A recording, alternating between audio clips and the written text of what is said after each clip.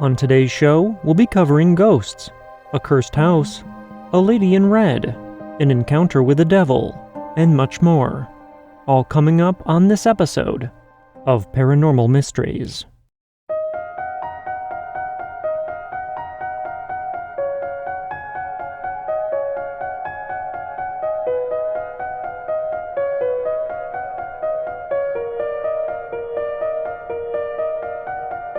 Thank you for joining me and welcome to another week of Paranormal Mysteries.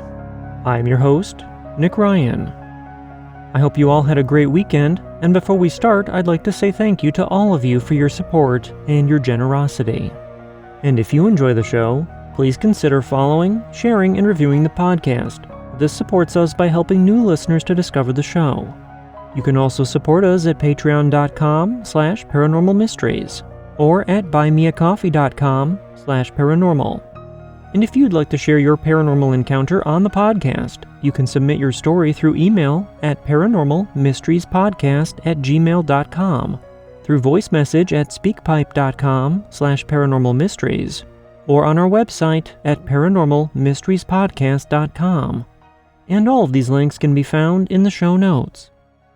And with that in mind, our first listener story comes to us from Corinne, and Corinne's story is called Spooky Stuff.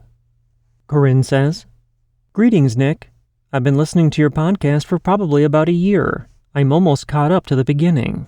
You do a great job, and seeing the evolution of the show is fun. Listening to your show is almost a paranormal experience in and of itself. It sparks my memory so often. I am starting to think that I've had a lot of paranormal experiences that I've just shrugged off and forgotten. The similarities between the stuff I hear from you and the stuff that has happened to me is spooky. I had trauma as a kid, so I don't remember a lot of my childhood unless something triggers it, and your show triggers a lot for me. I had insomnia as a kid. I would follow colorful dots around my parents' house and play with them at night.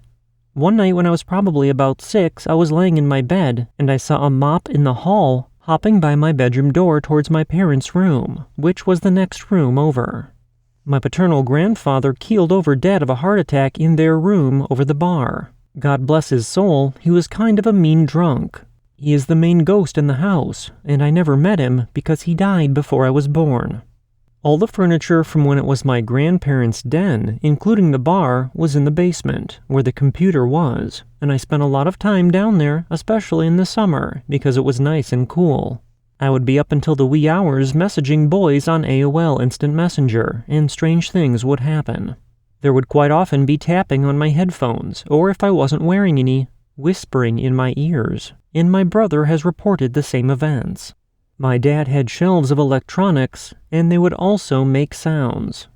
One time when I was probably like 4 or 5, I was laying in my parents' bedroom watching TV, and my dad walked into the room. But then my dad walked into the room again.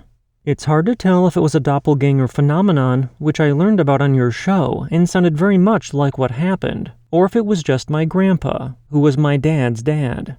You could see the hall where both bedroom doors were from the living room and from the kitchen, because our house is a circle with the stairs in the middle, so the door to the basement was there as well. And I would see people walking by, or just something move out of the corner of my eye in that hall, just about constantly.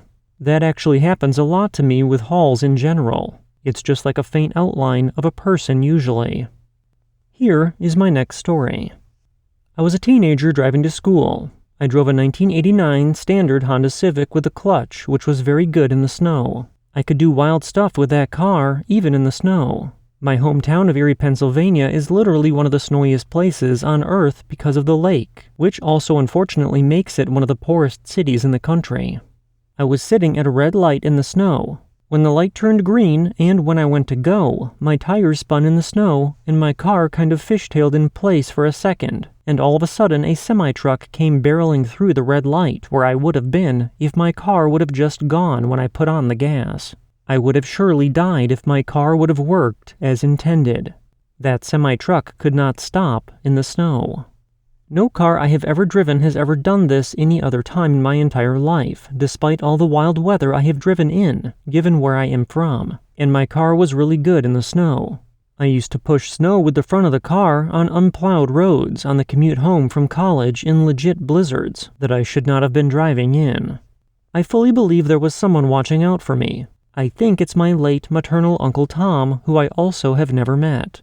When I think about that moment, I see big wings, and it feels like him. That wraps up basically my whole childhood paranormal experiences, besides just really good luck when it comes to not dying multiple times and just knowing when stuff's going to happen. I am a paranormal magnet. I have been meditating and working with energy more lately, so my mind is clearer, and so are these memories. I have lots of stories and I have been trying to figure out how to present them to you. Picking one is the hardest part. I have been studying metaphysics and philosophy for about 10 years, which includes the paranormal. I had an interesting experience, and when I started taking philosophy classes, the thing all these philosophers were talking about seemed to be talking about the same thing I had experienced. I have been studying and practicing trying to make it all make sense. It seems to me like there's different dimensions that just interact with this world differently. The mantis shrimp sees 4 times as many colors as we can, and there's plenty of stuff that we can't sense with our regular average 5 senses. I'm pretty sure I've seen one of those predator things jumping on the tops of trees before. I've also seen a lady dancing in a tree. She was really going. No matter how many times I looked away, she was still there dancing away for quite a while. It was similar to the predator thing. She was small and see-through with a rainbowy outline. I saw it out of my window of my parents' house in a room that had been unoccupied for quite some time. It was when I moved back in for a minute in my early 20s. The town I went to college in is Gettysburg, and it's haunted. I had a room where I had sleep paralysis. It was an intense story, so I moved my room. I had a ghost who flicked my ears, and a little girl who moved stuff while the whole house was gone over the weekend camping, and a room full of people waving their hands in my face. And I could keep going. I have lived in a lot of places. I have also had a prophetic dream and multiple other prophecies of people's deaths. Let me know what you want me to elaborate on. I want to help you make your show great. You are the best. Anyways, I love your show. Keep up the fantastic work. I tell people about your show all the time. The long stories are my favorite, and the more details, the better. I almost feel like I'm there when I listen to a lot of the stories, because they are real. Thank you for making this show, and for creating this safe space. Be well and safe. Salutations. Corinne. Our next story of the evening comes to us from Jessica, and Jessica's story is called Cursed House. Jessica says, "Hello, I live in Arizona and I wanted to write to you about an experience that happened to my family in 2006. I want to apologize in advance for the length. I have had many experiences happen to me, but this one was the worst. We lived in a house in a small town located 30 minutes away from the biggest city close to us back then. It was a 3-bedroom and 2-bathroom house with a big yard. The house was located next to an abandoned community center that I also had an experience in. In the beginning, the house seemed fine, but as time went on, we noticed that things weren't as they seemed. At night, we could hear people walking in the hallways of the house. My mom would wake up at 4 a.m. to make food for my father before he left for work, and the microwave would turn on by itself. We would be at the table eating or anywhere in the house, and it would turn on by itself. It came to a point that we had to unplug it, yet at night we heard a beeping, and it was the microwave. We turned on the lights and checked to see if it was unplugged, and it was. The television would also turn on in the living room by itself and turn on to a static channel. We would turn it off and then back on, and by then it would work. My mother mentioned that she heard a baby crying in the bathroom by the living room, even though there were no babies in the house. We would hear noises outside, and our dogs would not bark. It came to a point that we were paranoid, and my father bought cameras to place outside to see what was happening.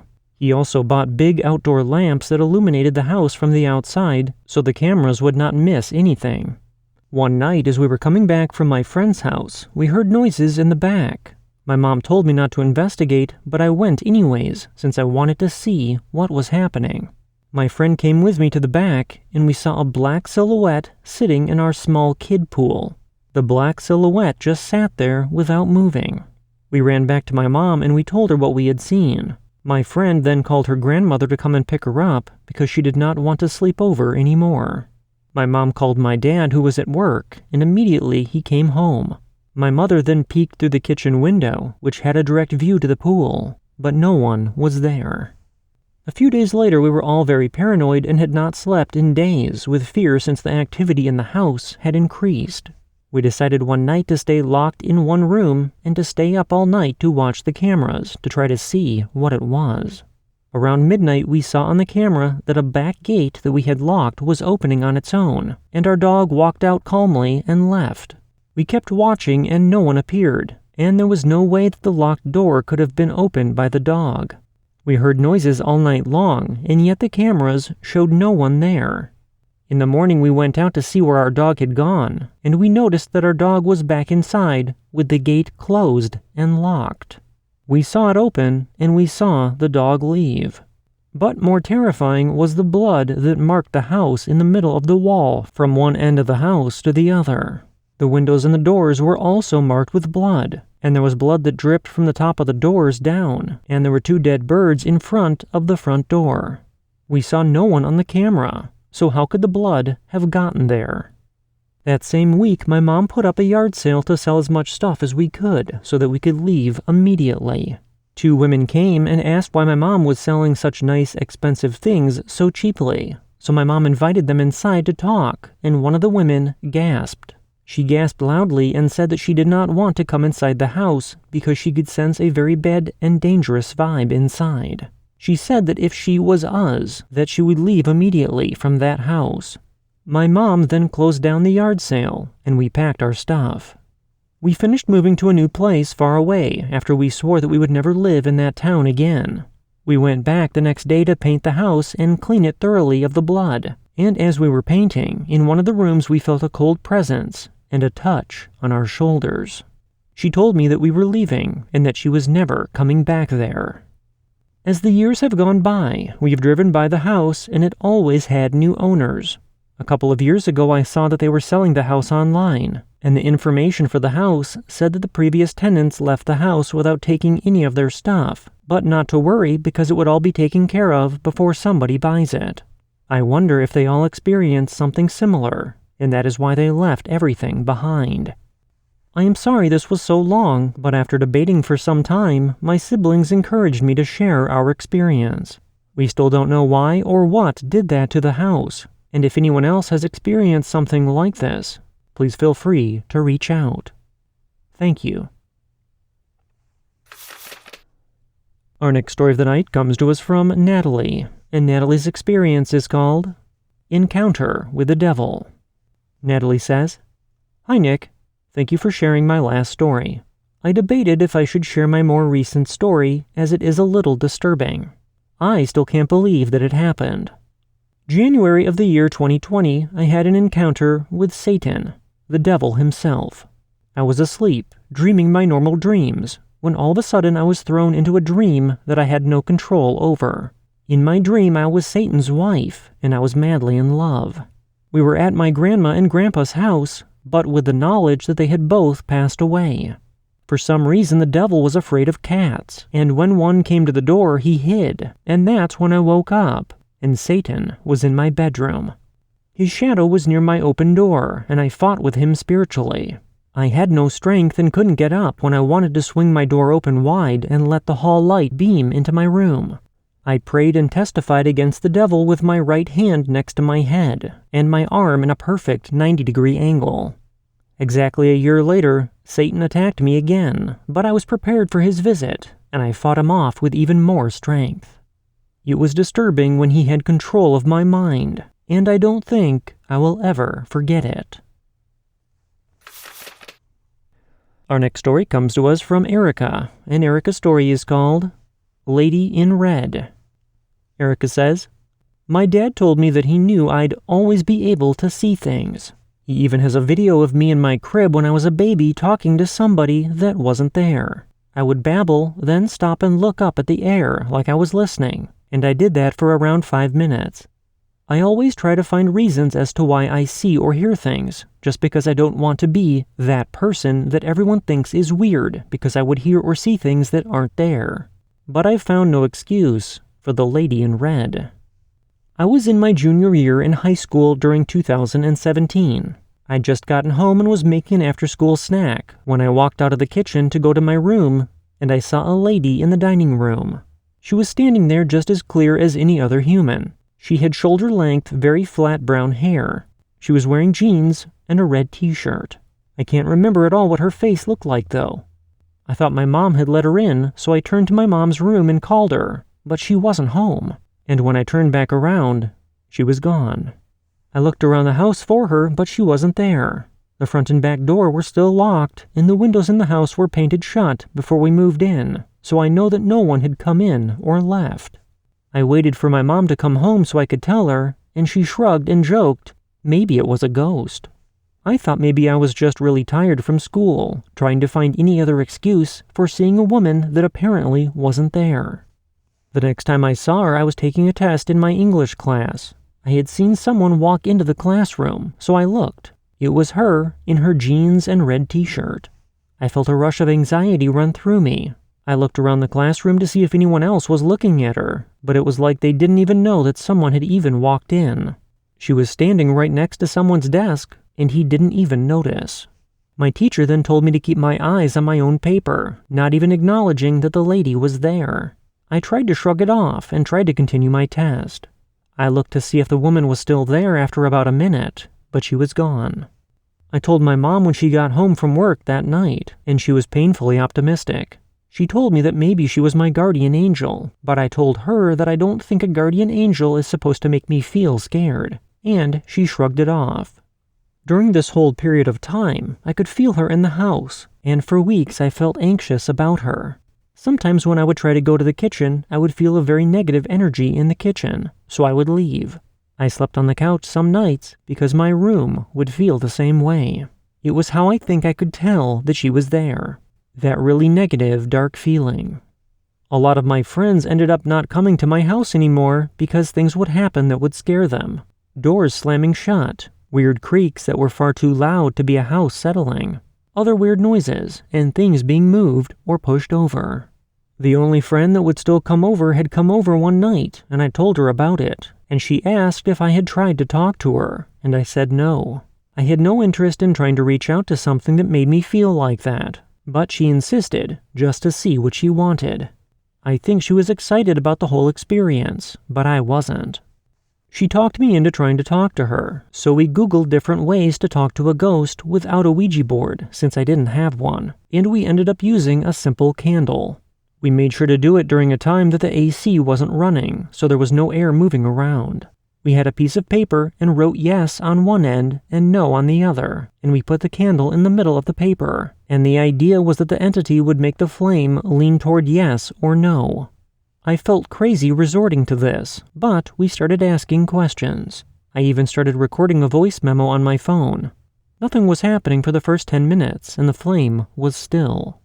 We were about to give up, which is very cliché, I know, and I roll my eyes at it too. But when my friend asked, "Are you a woman?" we saw that the flame flickered towards yes, and then settled. We looked at each other, and she looked excited. I didn't feel that great about it, but I wanted to make sure it wasn't a fluke, so I asked one more time, and the flame flickered towards yes again, and then again settled. I wanted to make absolute sure, so I asked it if it was a male, and the flame flickered towards no, and then settled again. I felt really anxious because this was enough proof for me to realize that she was actually communicating with us, and what my friend did next, I'm still mad about. Without asking for my permission, she told her to give us a sign that she was there. I knew that if you did that, you would be allowing the entity to manifest enough energy to do that type of thing, which makes it harder to get them to leave. So I was really upset that my friend had told her that.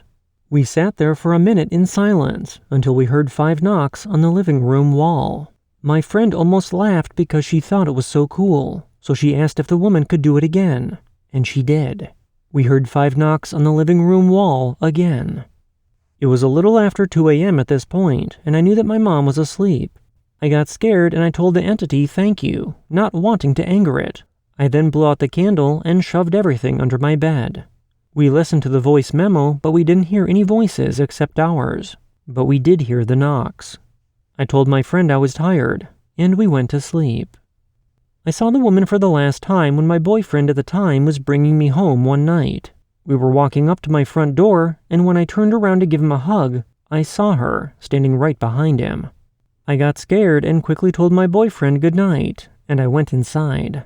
When he got home, he texted me asking me why I was rude, and I apologized and told him about the woman.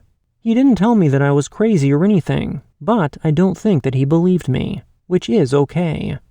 I didn't see her anymore after that, and I started to feel her around the house less, until I didn't feel her anymore. I don't know why she left, but I'm not going to seek her out and ask why. I'm glad I didn't feel her anymore, because she didn't feel right. I don't want to say that she felt evil. She just felt wrong and dark. Sorry it was so long. I just wanted to make sure that I got everything. Thanks for listening, and I love the podcast. Our next story comes to us from Pete, and Pete's story is called Civil War Ghost.